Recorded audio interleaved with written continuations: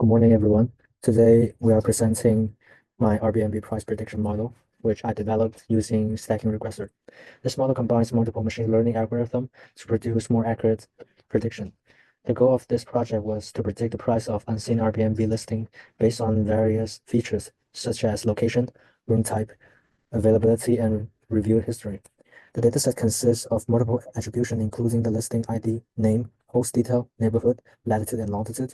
Other key features include room type, minimum number of night required, number of review, and last review date and review per month, and calculating whole listing count and yearly availability. These features play a crucial role in determining the rental price. To prepare the data for modeling, I follow a structured pre-processing pipeline, which involves several steps.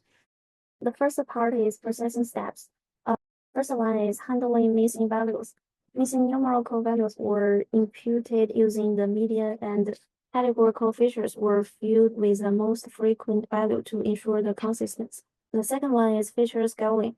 Apply standard scaling to numeral features to ensure that all values were on a uniform scale, preventing models from being biased by the magnitude of certain features.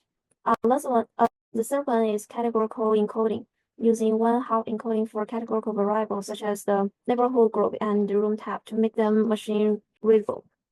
And feature engineering, bending latitude and longitude to create geographical regions rather than treating coordinates as continuous values. And host density was introduced, calculated as the number of the listing per house relative to their location. And demand score was created by combining the availability of the listing and its reviews per month, providing insight into how frequently a listing is booked. After preparing the data, I developed a stacking regressor, an ensemble method that combines multiple models to improve prediction accuracy. This approach allows different models to capture different aspects of the data. And now we go to how to build our model. Our base model include rich regression, handles multicollinearity, and capture linear relationships. And lasso regression performs feature selection by penalizing less important features. And then we'll use random forest regressor, an ensemble of decision trees capturing nonlinear relationships, and also XGBoost regressor, a gradient boosting model that efficiently capture complex pattern in structured data. And this meta model is combined with rigid regression were used as a final estimator, as it is effective in combining predictions from different base model. And in this meta model, we do hypertuning. Enriched regression was set as alpha equal 10 for strong regularization, and also use a lower alpha of 0.01 with a high max iteration of 5,000 for better convergence. And in random forest model, use a number of estimators equal to 300, and the max depth is 20, and with a minimal sample leaf of 4 to balance complexity and prevent overfitting. And the next XGBoost was optimized with a number of estimators of 500 with the learning rate of 0.05, and the maximum depth is 7 to ensure stable learning.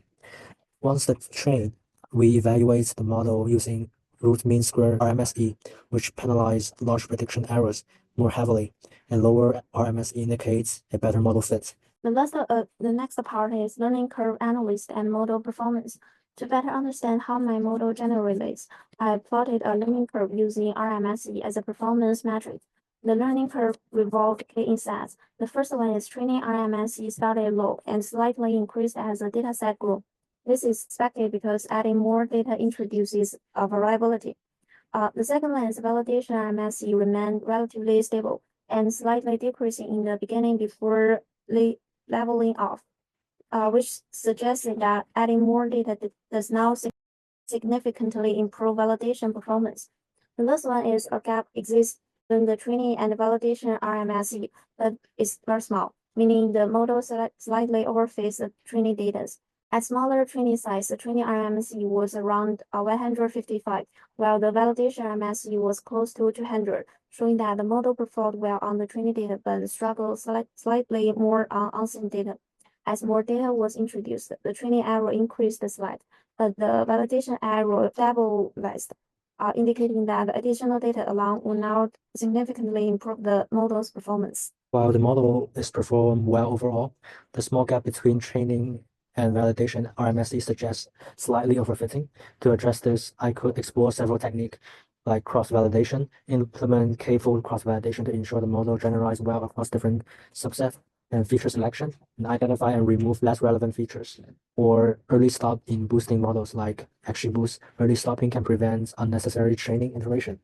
So in summary, my stacking regressor model successfully predicts Airbnb price, leveraging the strength of multiple base model and rich meta model. The learning curve analysts confirmed that while the model generalized well, there is still slightly overfitting, which could be mitigated with cross-validation and further tuning.